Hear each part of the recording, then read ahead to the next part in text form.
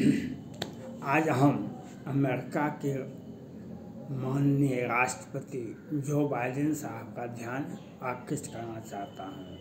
आज हम अमेरिका के राष्ट्रपति जो बाइडेन साहब का ध्यान चीन की ओर आपने आज से 6 महीने पहले अपने पेंटागन को, अपने CIA को और दूसरे एजेंसी को आदेश दी हमारे टेबल पर 90 दिन के अंदर में कोरोना रिपोर्ट और पूरे विश्व की सुरक्षा और चीन का किस अवस्था में सुरक्षा, मिसाइल और आंतरिक जो समस्या है, आज कोरोना विस्फोट किया है चीन के अंदर।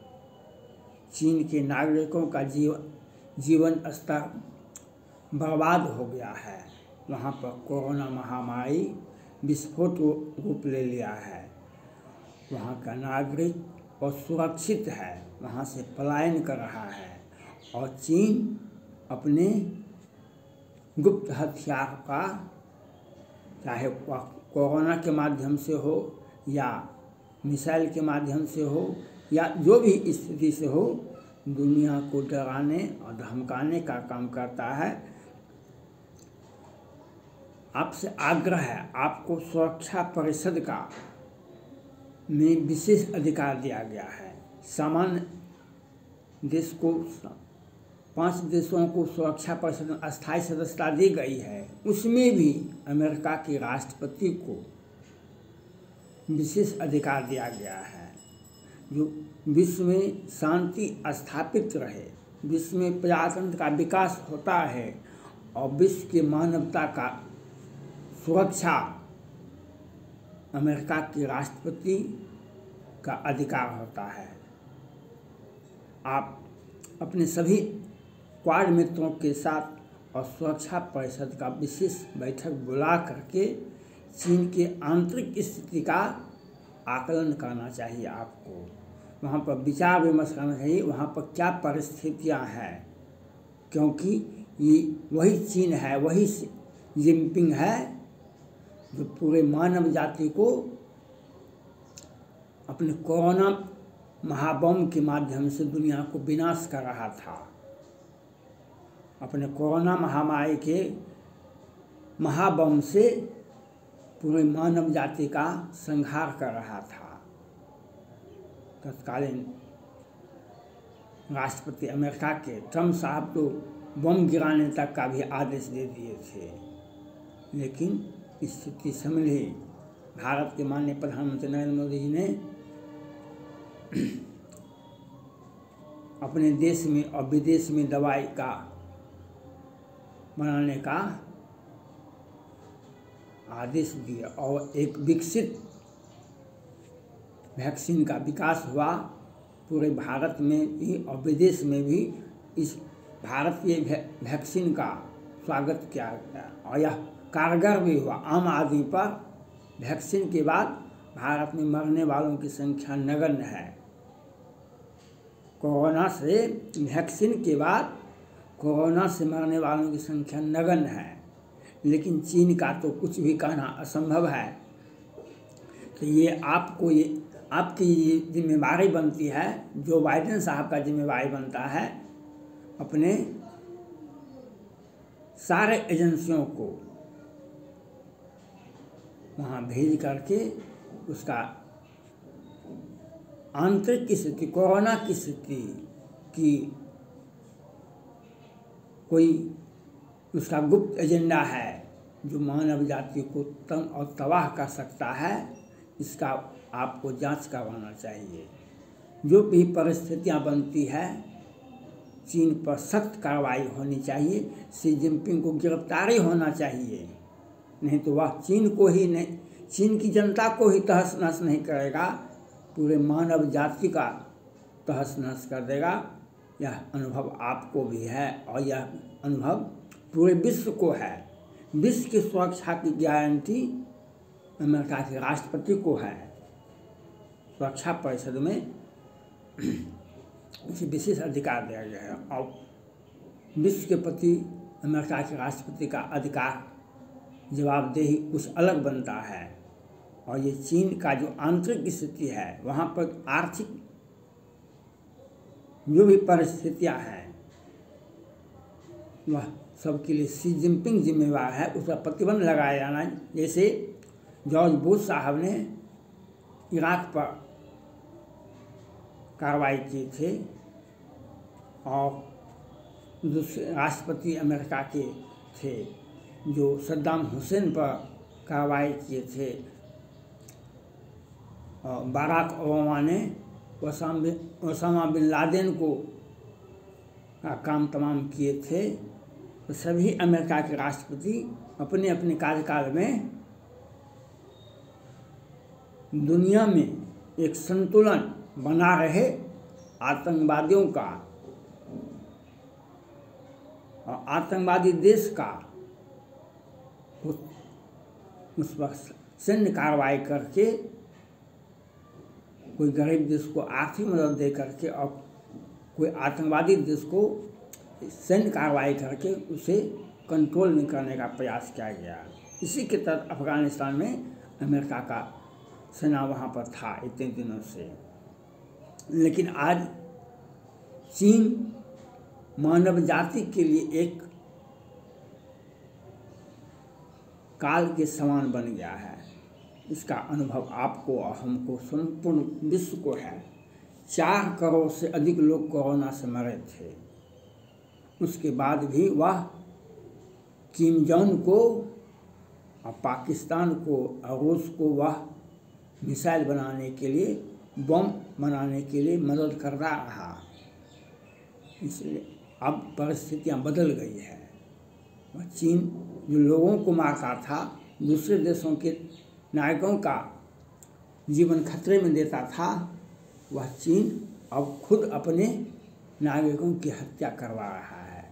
चाहे वह उसका टैंक से, उसके आंतरिक समस्या से, आर्थिक स्थिति से और कोरोना महामारी से और कितने भी भयंकर बीमारी है, वह क्या कर रहा है इसका जानकारी विश्व को नहीं है। मानव जाति उसके इस वीडियो को देखते हुए सशंकित है। वह विश्व की मानव जाति का जो शंका है उसके प्रति आपको सचेत करना चाहिए और चीन पर एक ठोस कार्यक्रम, एक ठोस कार्रवाई, चाहे सैन्य कार्रवाई हो या जो भी कार्रवाई हो, या वैज्ञानिकों को भेजकर कोरोना कहीं विस्फोट तो फिर नहीं कर रहा है चीन, तो मानव जाति के लिए खतरा होगा और उस पर सख्त प्रतिबंध लगाया जाना चाहिए चीन पर। जो चीन का नागरिक, चीन का राजदूत, चीन का किसी भी देश में, भारत में भी नहीं जाए, और जाए तो 1-2 संख्या में। वह अमेरिका में ज़्यादा जाता है, अमेरिका में उसके छात्र पढ़ने के लिए जाते हैं। वह कोरोना का वाहन बनेगा, वाहक बनेगा।